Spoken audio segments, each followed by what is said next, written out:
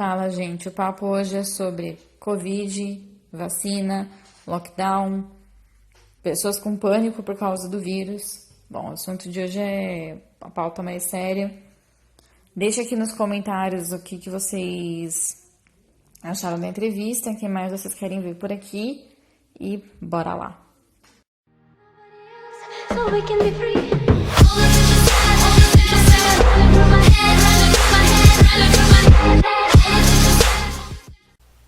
Olá, Isso aí, galera.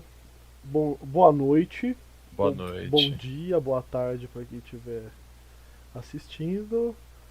E vamos aqui com a nossa entrevista com o nosso amigo Rafael Freitas, se você quiser se apresentar agora. Boa noite, sou o Rafael, sou médico. Fui convidado aqui. Acho que a gente vai falar sobre questão de Covid, mas resolveram me pegar um pouco de surpresa e ainda não tô sabendo totalmente a pauta.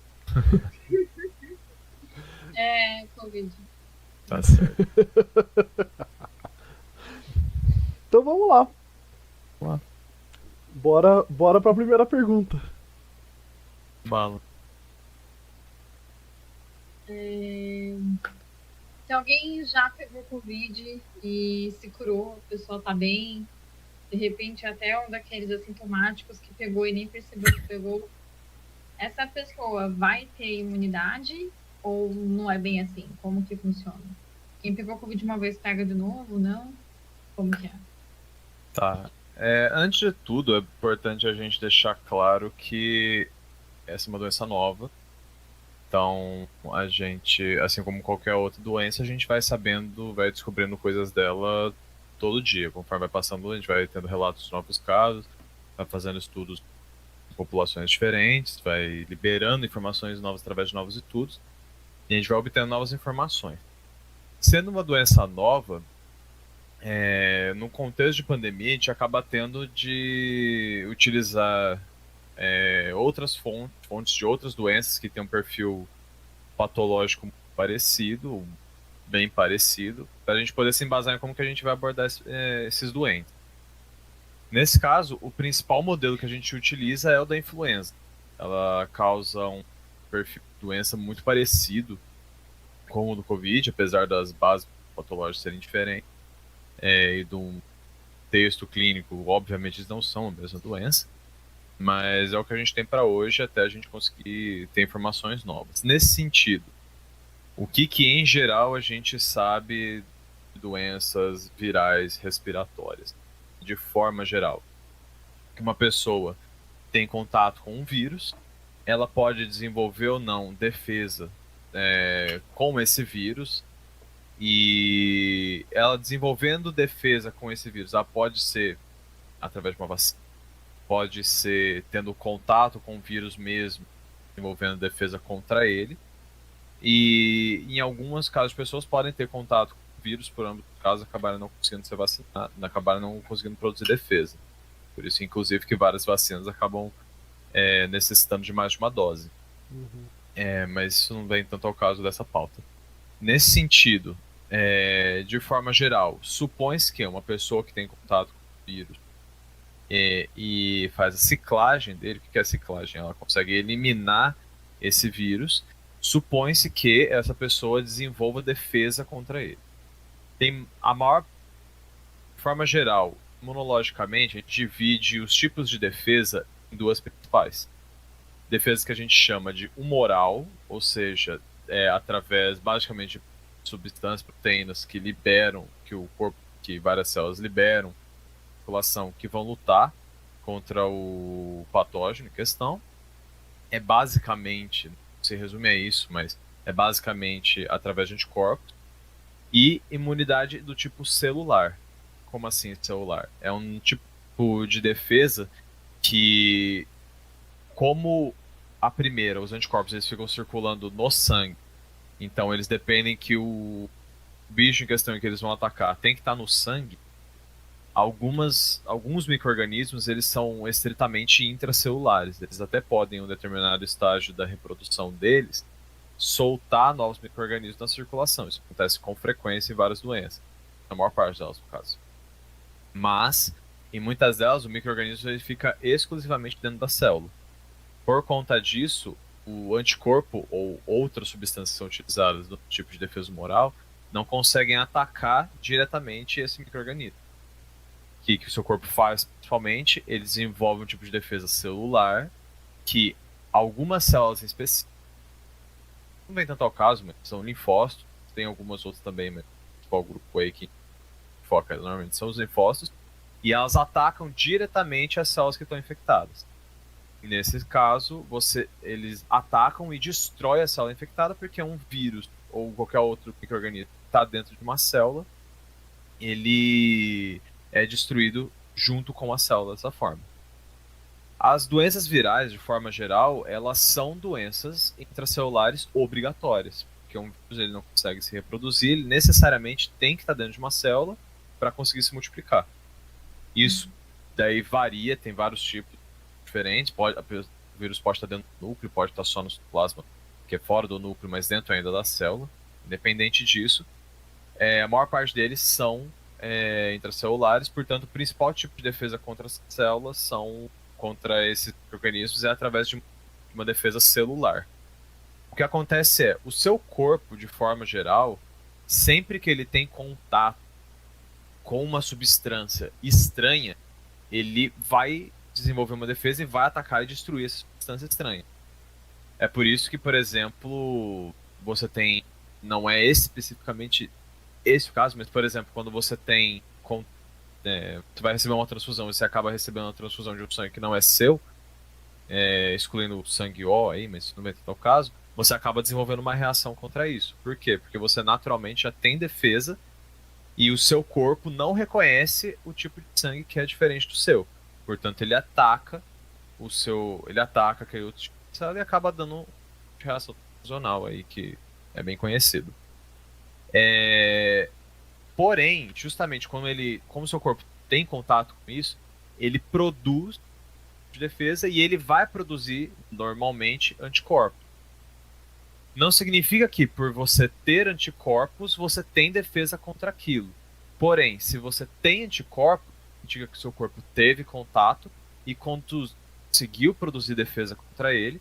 Portanto, supõe-se que no caso de uma doença viral ou de qualquer outro organismo que é essencialmente intracelular, se ele conseguiu produzir anticorpo, ele acontece naturalmente, você tem contato, ele produz, você não fica tentando pensando na função desse corpo. Se ele conseguiu produzir ele vai conseguir produzir o outro tipo de defesa também. Nesse caso, é muito difícil você conseguir estimar uma presença de defesa celular de uma pessoa. O que você consegue mensurar é os anticorpos. Você consegue fazer testes rápidos, exame de sangue em geral, para ver se essa pessoa tem anticorpo circulando no sangue. Se você detecta esse anticorpo, você percebe que a pessoa tem defesa humoral. Se ela tem defesa humoral contra o micro-organismo, bem provavelmente ela produziu defesa celular também. Então daí é que você supõe que a pessoa tem imunidade. Isso é muito variado de doença para doença, não vem tanto, não é uma regra, mas para doenças respiratórias virais, de forma geral, a gente trabalha dessa forma. Como o COVID ele é um vírus novo, a gente acaba utilizando esse mesmo raciocínio porque ele funciona para a maior parte das doenças respiratórias. Porém, não é garantia ainda que isso funciona. Em geral, as pessoas que tiveram contato com o vírus uma vez, elas não estão tendo mais desenvolvimento da doença de novo. Então, supõe-se que, por enquanto, é dessa forma que a gente vai atuar. Então, se a pessoa teve contato com o vírus, depois de um tempo você mede o anticorpo dela, está positivo, em geral ela está com essa defesa tá com essa defesa contra o vírus. Então, se ela tiver contato de novo, ela está protegida. O que acontece? Primeiro que isso é muito variado com relação ao seu estado de saúde do sistema imunológico seu. Se você tem contato com uma outra doença grave, se você acaba tendo qualquer coisa que faça o seu sistema imunológico ficar mais deprimido, por exemplo, você tomar algum imunossupressor, você ter HIV, você ter um câncer, você tem qualquer outra coisa que suprime o seu sistema imunológico, e muitas vezes pode ser, por exemplo, um estresse crônico, uma doença grave, como uma diarreia grave, você acaba, como se seu corpo, entre aspas, deslocar as defesas para poder lutar contra esse micro-organismo que está causando diarreia, e ele não consegue se defender de uma outra doença, no caso, por exemplo, Covid. Mesmo você tendo essa defesa, você pode eventualmente, o seu sistema imunológico ele não responder de forma adequada e você ficar doente, mesmo que você tenha defesa prévia contra ele.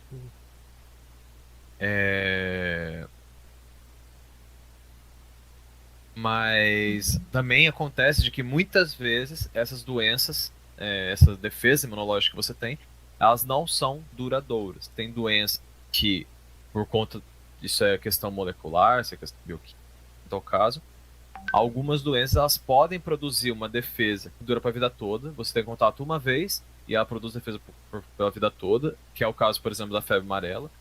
Até recentemente, a gente era preconizado que se tomasse uma dose de reforço a cada 10 anos, mas lá fora já era reconhecido há muito, muito tempo que uma dose só da vacina já bastava para você ter defesa pro resto da sua vida. Porém, você tem outras vacinas, por exemplo, a da raiva, que, por questão bioquímica, como eu falei, não consegue produzir uma defesa que dure por muito tempo. A vacina da raiva, por exemplo, em geral, dura só por 1 até 2 anos a defesa dela. Passou esse tempo, é como se o seu corpo esquecesse que você tem essa defesa. Então você teria que tomar a vacina de novo. É aí que vem a questão de se você vai produzir uma vacina contra aquilo ou não. Num contexto em que você tem uma doença que atinge a população de forma significativa, períodos sazonais, por exemplo, uma gripe, a gripe ela muta todo ano tem novos vírus circulando, só como ela mata muito e a incidência dela é muito grande, vale a pena você produzir vacina todo ano, porque você economiza em termos de custos de saúde. Vale mais a pena você gastar o tempo produzindo a vacina e produzir a vacina em quantidade para vacinar todo mundo que é de risco, porque o seu custo de vida, seu custo financeiro, seu custo em termos de sobrecarga, de afastamento de pessoas, de sobrecarga de saúde, acaba sendo muito maior do que você simplesmente produzir essa vacina. Porém, estão tendo alguns casos, acho que já tinha tido um anteriormente, teve um agora, acho que em julho, não lembro se foi, acho que era em Ribeirão Preto, não lembro se era uma técnica de enfermagem ou se era alguém da área de saúde, não, que teve um caso de coronavírus com teste positivo por volta de março. Ela curou da doença, checaram anticorpos dela e estava positivo. Se não me engano, foi essa história. E daí chegou agora em julho de novo, ela fez um quadro muito similar. Ela não tinha histórias sugestivas de ciência, pelo que eu me lembro, posso falar esse dado específico, mas ela desenvolveu um quadro gripal novamente, fez o teste e o teste deu positivo outra vez. Isso sugere que essa pessoa teve o coronavírus 2 vezes, apesar dela ter produzido defesa antes. Isso assusta, óbvio. Mas a gente tem que lembrar que isso é um caso. Sendo um caso, perto de milhões de pessoas que têm contato com o vírus, dezenas de milhares que têm contato, que envolve a doença, que se recupera depois, centenas de milhares, não dá pra gente levar um caso como regra, óbvio. Sempre vai ter aquela exceção, vai ter alguma exceção de alguma forma, mas numa área da medicina que não é uma ciência exata, mas apesar de ter alguma exceção, no sentido de aparentemente se você teve não é 100%, não é garantia de que você não vai ter de novo, de modo geral ela está sim se comportando como outros doenças respiratórias, tipo a gripe. Então, assume-se que para a maior parte da população, se você teve contato com o vírus e produziu defesa, essa defesa é permanente, pelo menos por hora. A gente não tem como saber se essa defesa dura 1, 2, 5, 10, 20 anos, dura a vida toda, porque não passou esse tempo suficiente para a gente avaliar se alguém que teve contato agora com o vírus daqui a um ano vai ter essa defesa ainda. Mas, por enquanto, se você teve contato, você desenvolve defesa sim. Aproveitando que a gente falou de vacina, que você comentou da vacina e tudo, Uhum. eu acho que você já deve ter, pelo menos, lido, se não teve experiência, leu algo, porque você está por dentro disso. Você acha que uma vacina, como por exemplo a chinesa ou a russa, que estão falando que vai sair logo menos, você acha que essa vacina é de verdade ou ela é placebo? Porque é complicado, né? Normalmente, pelo que eu ouço falar, para se fazer uma vacina leva tempo aí, uns 2 anos. Entende? É, Qual é a sua opinião disso? O que você pensa disso? assim, o tempo para produção de uma vacina ele é muito variado. Primeiro que como que funciona a produção de uma vacina? Você tem alguma parte molecular do vírus ou da bactéria, o que é que seja, que essa parte em específica, que não é esse o nome exato, mas para facilitar para as pessoas, a gente chama de antígeno. É uma parte específica do antígeno, mas simplificando, é o antígeno.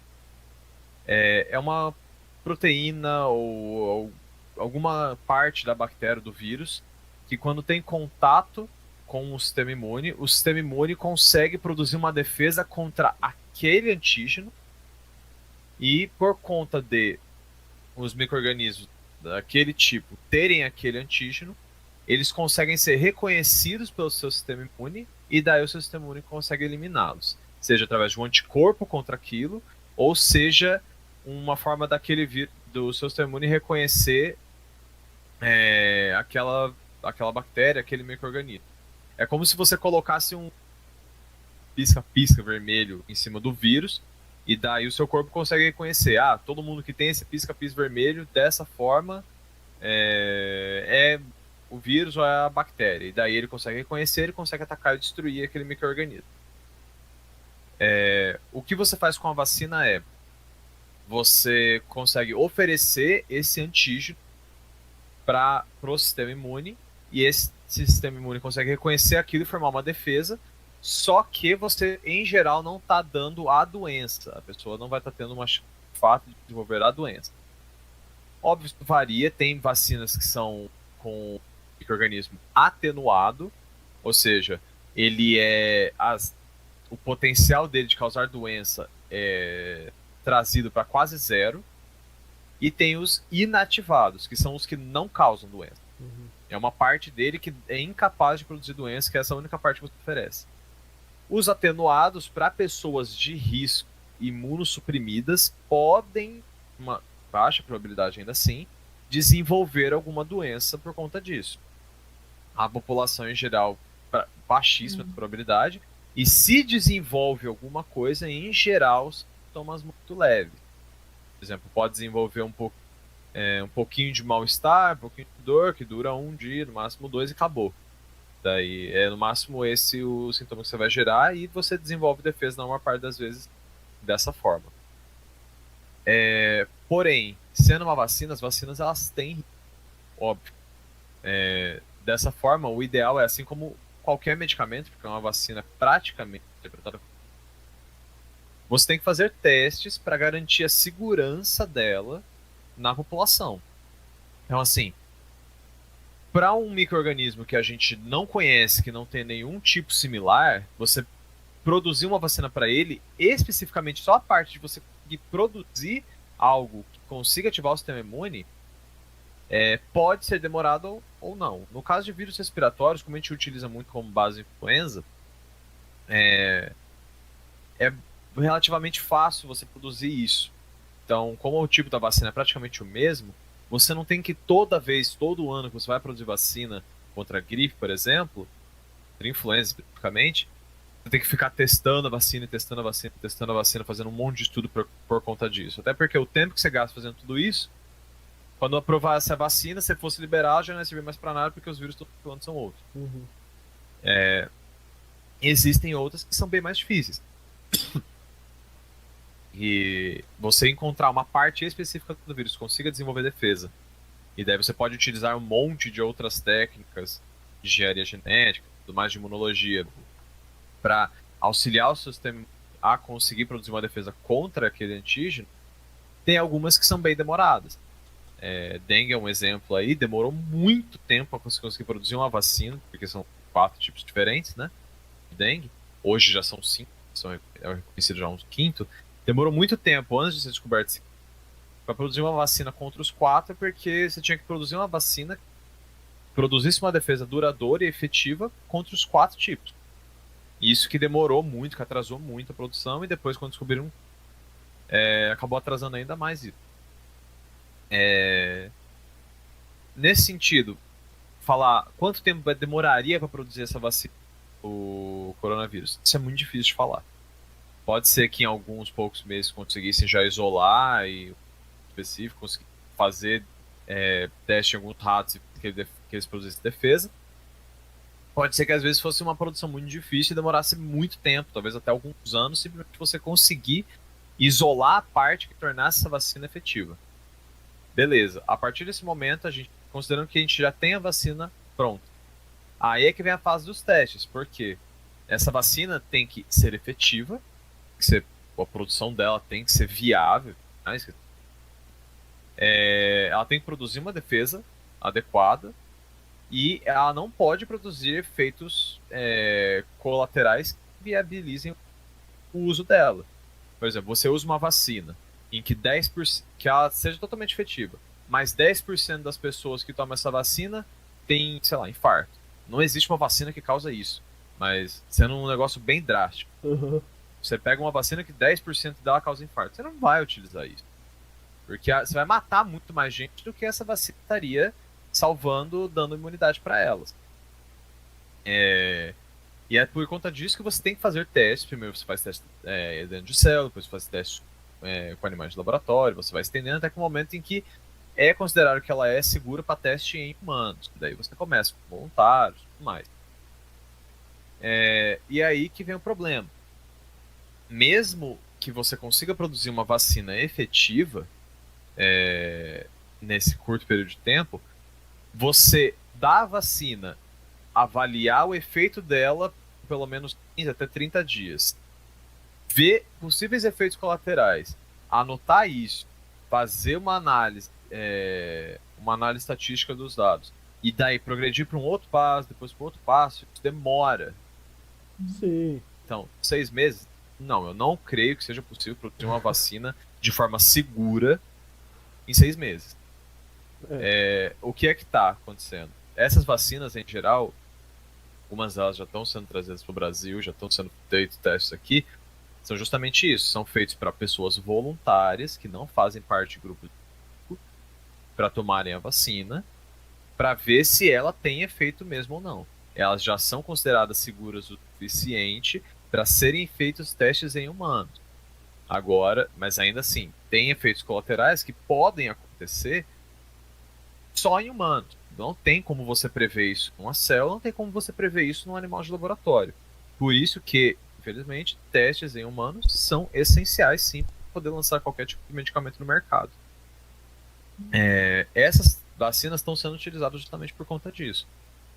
Eu imagino, pelo menos, não cheguei a ler nenhum artigo específico dessas vacinas que estão sendo testadas agora, que elas foram testadas em animais e foi visto que nesses animais de laboratório produziu defesa adequada, sem efeitos que inviabilizassem o uso dela. Agora, a gente está fazendo a vacinação dessas pessoas, voluntários e tudo mais, e vai avaliar daqui a um tempo qual que é a resposta delas. A ideia é fazer testes rápidos para conseguir obter um levantamento rápido, prático disso, para conseguir liberar a vacina o quanto antes, principalmente para a população de risco.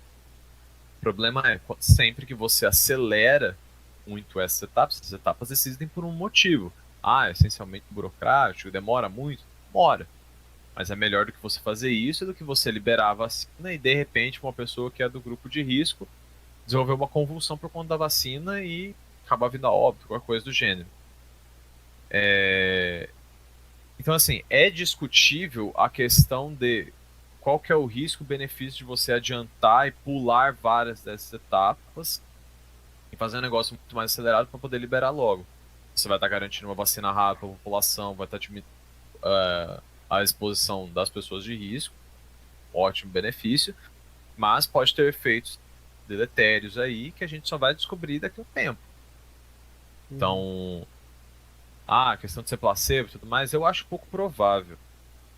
Óbvio que assim, sempre que você faz teste com parte da população recebe placebo, parte recebe a vacina de fato, porque essa é uma forma, você tem que ter controle de pessoas que estão de fato recebendo a vacina, pessoas que não estão, porque você tem que ter dois grupos comparando. Há pessoas que receberam o placebo, desenvolveram resposta tal, no caso, provavelmente não vão desenvolver resposta para um placebo. E as pessoas que tomaram a vacina de fato, desenvolveram a resposta tal. E daí você compara dois casos. Se o grupo que tomou a vacina desenvolveu mais efeito colateral do que o que não tomou, e se o grupo que tomou a vacina produziu a defesa adequada e, portanto, teve menos incidência de doença, morreu menos, teve menos complicação, menos tempo de internação, menos necessidade de intubação e tudo mais, do que os que tomaram placebo, portanto, tomaram a vacina. A partir do momento que você tem essas duas populações adequadamente levantadas, tem os dados e tudo mais, mostrando que a vacina é eficaz para redução de forma geral de incidência e tudo mais, essas coisas que eu falei, aí você pode liberar o uso dela para todo mundo. Se essa vacina vai ter efeito ou não, isso a gente vai ter que ver conforme forem vacinando, conforme forem levantando os dados. Sim, é que o pessoal fala, pelo menos as pessoas que eu vi criticando isso, né, e falando sobre isso, justamente por vir, por exemplo, teve aquele caso da vacina da China, por exemplo, que é um país com um governo que assim, que muda muito as informações, que não tem uma clareza, não tem uma transparência nas informações, então é meio suspeito, né? Porque justamente, por que eles não testam na população deles e eles testam aqui também? Então acho que é isso que acaba levantando suspeito dessa galera.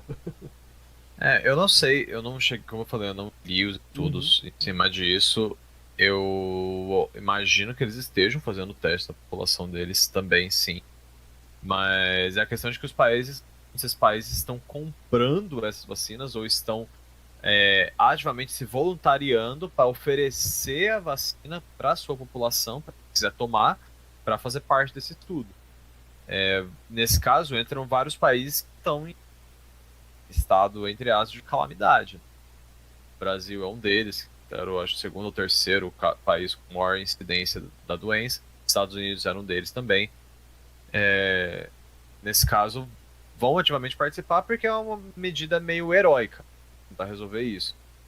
A questão de ser da China ou a questão de ser da Rússia e tudo mais, aí engloba uma questão política extremamente mais complexa. Sim, que eu acho que se a gente tentar entrar nisso aqui, a gente não acaba.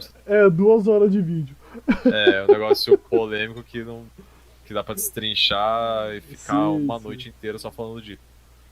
Próxima pauta. Quero deixar minha opinião aqui sobre esse negócio da vacina chinesa, etc. Tipo assim, a vacina que está sendo desenvolvida lá, cara, não é porque a vacina está sendo desenvolvida, não é porque tem uma vacina sendo desenvolvida, especialmente na China, que vários pesquisadores do mundo vão ter acesso àquela vacina e vão poder fazer testes e não sei o quê. O fato é que está sendo desenvolvida uma vacina lá, num país com um governo com internet regulada, que controla o que o povo pode falar ou não. Um lugar assim onde vocês sabem o tipo de censura que ocorre lá, né? Tem muçulmano que foi mandado porque eles chamam de centros de reeducação contra extremismo religioso. Vai saber lá o que acontece naquele centro. Então, assim, não tem muito questionamento naquela área. E eu acho dá uma visão crua do que é aquilo ali. Como eu falei, a partir do momento que envolve o lado político, o negócio fica bem mais polêmico e a discussão iria para um outro canto. Mas eu acho que assim, o principal peso que acaba recaindo nas pessoas Você daria essa vacina para o seu filho? Você daria essa vacina para o seu pai idoso? Não. Então, é justamente isso que eu quero dizer. Considerando que o seu medo de o Agora, seu eu também filho sou uma ou o seu observação. pai. Eu não daria, eu também não obrigaria alguém a não dar. Sim, Eu acho que quem quiser confiar, confia. Quem não quiser tem o direito de não confiar. sim. O que eu quero dizer é isso. Não é que eu estou fazendo você tomar a vacina. Até porque atualmente se voluntaria quem quer tomar a vacina. Mas o que eu quero dizer é, a vacina do jeito que tá, você sabe que a gente está em estado de pandemia e que as pessoas que ainda não pegaram correm o risco de pegar e desenvolver doença grave. Crianças, pouquíssimo provável que isso aconteça, mas até aí exceção sempre existe. Idosos são o principal grupo de risco para isso. A questão é, no contexto que está a pandemia, você considera mais risco, você considera pior correr o risco do seu pai ou do seu filho pegar a doença, desenvolver uma doença grave e correr o risco de virar óbito, ou você considera mais risco aplicar uma vacina que não tem testes ainda confirmados e que não sabe o efeito colateral que ela pode gerar. Nesse caso, é de fato, a partir do momento que os nossos são limitados e que você é livre para decidir se você vai querer fazer parte desse teste ou não, eu acho que é esse o principal peso que vai cair nas suas costas. E isso a resposta vai de cada um, sabendo a verdade. Você pode achar que, não, eu acho que eu prefiro correr o risco de pegar a doença, mas não quero me expor a uma vacina que tem tudo comprovado de segurança e tudo mais. Ou, não, eu acho que a doença, por mais que a vacina não tenha dados suficientes, não tenha estudos de segurança e tudo mais, nem de eficácia, eu acho que eu prefiro me arriscar a ela, porque eu bem provavelmente vou acabar pegando essa doença em algum momento, ou alguém no caso e tudo mais, e a chance de eu morrer para ela é muito grande. Isso, infelizmente, ainda é uma resposta pessoal, da crença de cada um, dos valores de cada um. Não tem como dar uma resposta definitiva.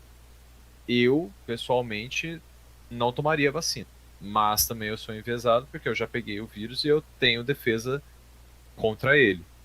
Não sei dizer se eu morasse com uma pessoa mais velha em casa, que seria de risco, ainda mais eu que sou profissional de saúde, então eu poderia estar me expondo por conta dela, tá expondo-a por conta do meu próprio trabalho, eu não sei se eu levaria isso em consideração. Talvez eu achasse, não, eu acho melhor tomar a vacina e correr esse risco, porque pelo menos a minha consciência está limpa.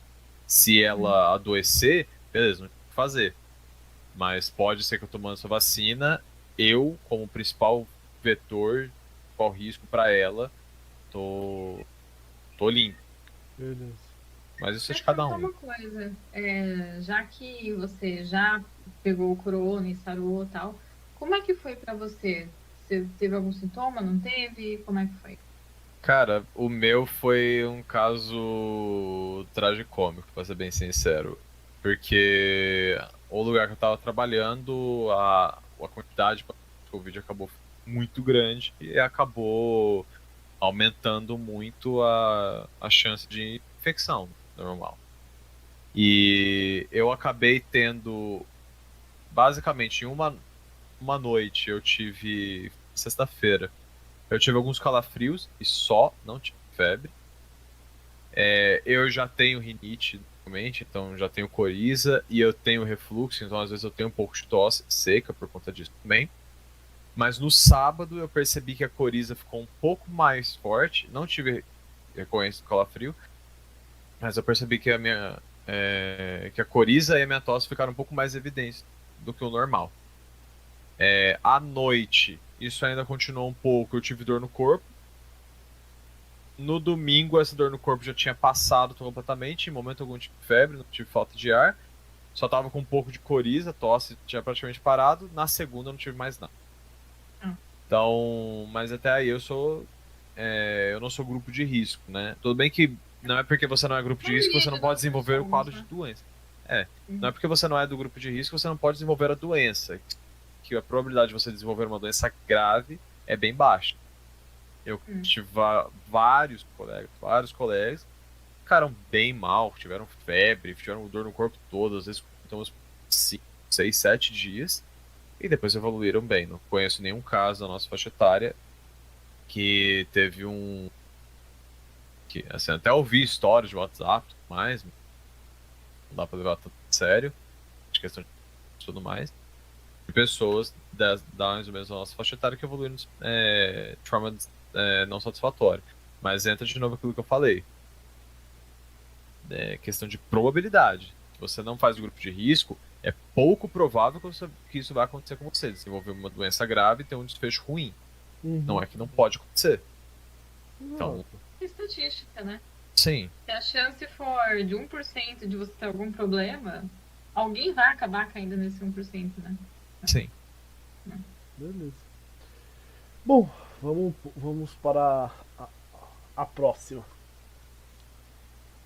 Eu acho que mais uma ou mais duas, porque só isso daqui já deu Uma meia hora de vídeo, já deu 40 meia minutos. hora de vídeo já. Tranquilo. É, certo.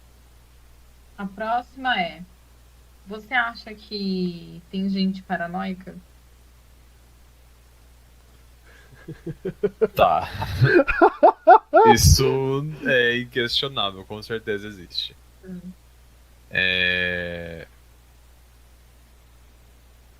Assim, cada pessoa pode ter uma justificativa do porquê é paranoico e depende muito do que até meio ruim falar paranoico. É, Depende muito do o que tá realmente assustando a pessoa. É medo de morrer? É medo de pegar a doença e passar pro filho, pro pai que é um idoso? É, sei lá, medo de que vai estar ruindo para disseminar a doença? Depende muito do que é esse medo. A questão é, óbvio, proteção, uso de máscara, evitar contato próximo, lavar as mãos sempre que possível, evitar ficar colocando a mão em mucosa, olho, boca e tudo mais. Óbvio, isso é cuidados. Espera. Porém, é sabido que mesmo tomando esses cuidados, ainda existe a chance de você. Tá. Se você quer ter zero chance de infectar, você fica trancado no seu apartamento, não sai. Tá? Até acabar a pandemia, você não sai. E não tem Só uma contato com qual. observação aqui, mesmo trancado no apartamento. Porque assim, você vai precisar comer. Alguém vai precisar comprar uma maçã para você que seja. E aí, como é que você faz? Aquele negócio. Mesmo nesse sentido, ainda existe uma pequena chance, porque você vai solicitar comida, você vai pedir comida pelo iFood. Alguém vai trazer para você. Você vai pegar esse material com o maior cuidado do mundo, vai levar diretamente para uma área, sei lá, por exemplo, tanque, sua área de serviço, vai desinfetar tudo com álcool, ou quaternário de amônio, quer que seja, certinho, vai inclusive desinfetar todas as sacolas plásticas, vai jogar a sacola plástica fora logo em seguida. Dificilmente as pessoas têm todo esse cuidado. E assim, dificilmente você vai conseguir ficar trancado no seu apartamento por 6 meses. Isso é meio utópico. Falando. Então, a chance de contaminação existe. Agora, de fato, não são poucas as pessoas que levam isso de uma forma extrema. É coisa do gênero, tá todo mundo de máscara, tá todo mundo afastado, tem uma pessoa só no elevador e você não vai utilizar aquele elevador de forma alguma. Ok, é um ambiente pequeno, um ambiente fechado, tudo mais. Aquele negócio, os dois estão de máscara, nenhum dos dois está encostando no outro, os dois lavaram, tinha álcool gel logo na porta do elevador, tudo mais. O tempo que você tá próximo da pessoa é muito baixo. Fica um negócio meio ilusório, né? Vamos supor, eu moro no 15º andar, outra pessoa mora no 10º. O elevador sai lá do 10º e poucos andar, chega no solo. Daí vai uma pessoa e entra. Daí ele vai subir até o 15º andar. Depois eu vou chamar ele de novo para descer até o solo. Mas depois eu só poder subir até o 10º. Cara, se você for fazer isso toda vez que você vai utilizar o elevador, ainda mais se você sair mais uma vez de casa, assim, você tá evitando um risco? Tá, mas qual que é a redução de risco significativo, quanto isso realmente contribui para prevenir você de pegar esse coronavírus. E o quanto isso você está comprometendo a sua qualidade de vida. Isso que é um negócio só. Agora, vamos supor, eu tô na fila do mercado, eu vi uma pessoa que passou no mercado rápido, numa área sem máscara, eu não vou passar naquele lugar. Isso existe. Assim, qual que é a chance disso realmente acontecer, de você pegar um vírus porque uma pessoa passou andando num corredor, numa área sem máscara, e você com máscara, tudo, lavou a mão, e antes de encostar no rosto, qualquer coisa, você vai lavar a mão de novo? Qual que é a chance de você pegar um vírus ali, entende? O vírus tá ali esperando ali, a pessoa exalou, ficou ali assim, ó, só, não. É aquele medo irracional de que, nossa, se eu pegar uma rua que tem uma curva, que ela vire pra direita, pode ser que tenha um bandido ali me esperando na parede. Então eu nunca vou pegar aquela curva, porque eu nunca vou virar aquela direita, porque a qualquer momento pode ter um bandido ali à direita, pode ter um bandido virado ali. Pode, mas meu, qual que é a chance disso realmente acontecer? Agora, De toda vez que você vai passar, de fato, sempre ter um bandido ali, exatamente naquele ponto, vai pegar você, sabe? A chance dessa pessoa, tipo assim, essa pessoa que viu que alguém passou em algum lugar sem máscara e não quer passar naquele lugar, a chance dela se contaminar ainda é maior do que aquela pessoa que usa máscara sozinha dentro do carro.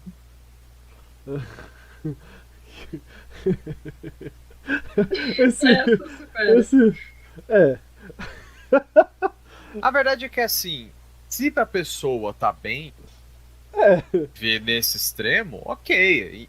Felizmente, a gente ainda vive num país que a liberdade é garantida, liberdade de fazer com si próprio o que você quiser, desde que não ponha outras pessoas a rir, é garantida pra você. Então, se pra você tudo bem de ficar tendo uma limitação dessa no qualidade de vida, e você não vê problema, ok. A questão é que é notável, a maior parte das pessoas fazem isso por desinformação, as pessoas são ignorantes nesse sentido, não têm a informação adequada sobre o real risco de adquirir a doença e tudo mais, de quais são as medidas eficientes de você evitar adquirir esse vírus, e acaba tomando medidas extremas para evitar isso, só que assim, não tem um conhecimento real sobre o quanto aquilo vai te ajudar mesmo ou não. Por exemplo, em 2001, fazendo uma analogia, em 2001 teve aquela crise do apagão lá, que eu não sei se vocês lembram, tava faltando distribuição de energia elétrica de forma geral. Eu acho que era no país, porque na época eu morava em Minas Gerais, eu não lembro se ficou restrito lá, ou se foi pro país todo, pro Sudeste, não lembro exatamente. E daí saiu um monte de propaganda na TV e tudo mais, solicitando para tomar cuidado com o gasto de energia elétrica, para evitar consumo excessivo e tudo mais. Muita gente chegou ao ponto de proibir o filho de jogar videogame na sala porque estaria consumindo energia. Chegaram ao ponto de não pode deixar a TV plugada na tomada porque está consumindo energia. Cara, se você olha o quanto um moleque gasta de energia jogando videogame 4, 5, 6 horas por dia, em comparação ao que você gasta ligando a sua máquina de lavar, por exemplo, ou vamos supor, eu tenho... Vai ligar o chuveiro, pronto. Ligou o chuveiro e já acabou. Toda a economia que você teve foi por água abaixo. Não tem o menor sentido isso. Quanto que você está fazendo essa medida, você está comprometendo a sua própria sanidade, você está ficando mais ansioso por conta disso, está te causando sofrimento. Você vai ficar trancado em casa fazendo nada. Imagina uma criança, ainda mais numa cidade grande, que mora em apartamento, que chega da escola, fica o dia inteiro lá, não tem o que fazer, não pode nem ligar a TV. Eu acho que era você, essa criança aí que proibiu. Pior que não era. Teve pessoas que eu conheci que eram assim. A mentalidade dos pais dessa criança, se pedir pra sair pra brincar na rua, o que não gastaria energia elétrica, vai ouvir que não, porque é perigoso. Mas daí vai ver a borracha de vedação da geladeira, tá toda zoada, porque o cara não quer gastar quinhentão pra consertar aquilo. Só que por conta daquilo tá vazando o ar gelado o tempo todo da geladeira, então a geladeira fica o tempo todo ligada, com o motor ligado, achando que ela não tá conseguindo gelar o ar suficiente porque o negócio tá vazando. Daí você vai ver a nota no final, no fim do mês, porque você não gastou 500 naquilo. Foi todo o dinheiro embora. Tipo, o gasto de energia que você teve só porque você não quis. Só porque você não quis resolver esse negócio da geladeira, já comprometeu completamente a economia de energia que você estaria fazendo. Mas não, o problema é a TV que tá plugada na tomada desligada. Entende? É essa a questão. É nítido que a maior parte das pessoas que tomam medidas um pouco mais exacerbadas com isso faz justamente por desinformação. Não tem alguém próximo do lado e tudo mais para poder orientar. E a bem da verdade é que, mesmo considerando que a maior parte da população é de baixa renda, tem acesso só a canal de TV aberta, passa o tempo todo que tá no trabalho ou que é desempregado, trabalha assistindo Rede Globo, por exemplo, poderia muito bem simplesmente soltar propaganda o tempo todo disso, falando sobre medidas eficientes. E eles falam sobre uso de máscara, que é importante, lavar a mão com álcool gel, que é importante, favorecer isolamento, não aglomeração e tudo mais. Mas poderiam falar alguma coisa sobre, nossa, você passar num corredor do lado de alguém que não usou máscara não é eficiente para prevenir a obtenção do vírus. É só o que é eficiente é você usar máscara. Se fizessem um negócio desse, eu imagino que não fazem porque o nosso canal de TV é aberto, mas se fizessem isso, talvez ajudasse um pouquinho no sentido de as pessoas que não têm acesso a essa informação não ficarem paranoicas por qualquer coisa, entende? Mas o sensacionalismo tá aí justamente pra piorar a paranoia de todo mundo. Daí fica aquela questão de que mídia, tudo isso é outra questão polêmica, que se a gente for se bater aqui, o negócio vai embora. Mas só um depoimento aqui que eu queria deixar.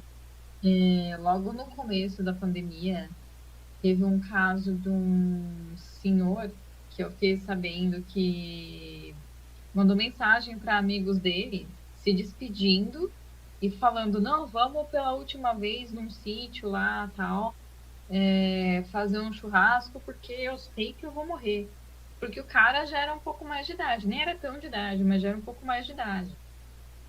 E mesmo ele, estatisticamente falando, se eu não me engano, mesmo no grupo de risco ele tinha, acho que mais de 80% de chance de ficar bem, mas bem mais, acho que é mais de 90% de chance de ficar bem, mas mandou essa mensagem, entendeu? E eu sei de um grupo de adolescentes também, onde assim, é um grupo com cerca de 25 adolescentes e tem 5 com crise de ansiedade. Faixa de 15 anos. 25 adolescentes, mais ou menos, uns 5 com crise de ansiedade. Não era para ter tudo isso, né? É importante se cuidar da saúde física, mas também é importante cuidar da própria saúde mental, não entrar em... Ansiedade e depressão são o mal do século. Isso é fato. A incidência e prevalência desse tipo de doença hoje é monstruosa. 1 milhão de causas para isso, que é outro assunto. Talvez a gente pudesse marcar uma outra reunião para falar especificamente sobre problema de saúde mental. Ainda mais numa questão de pandemia, você ter garantia de emprego, ou você até manter o emprego, mas antes você trabalhava em horário integral, agora você trabalha 2 vezes na semana e ganha proporcional.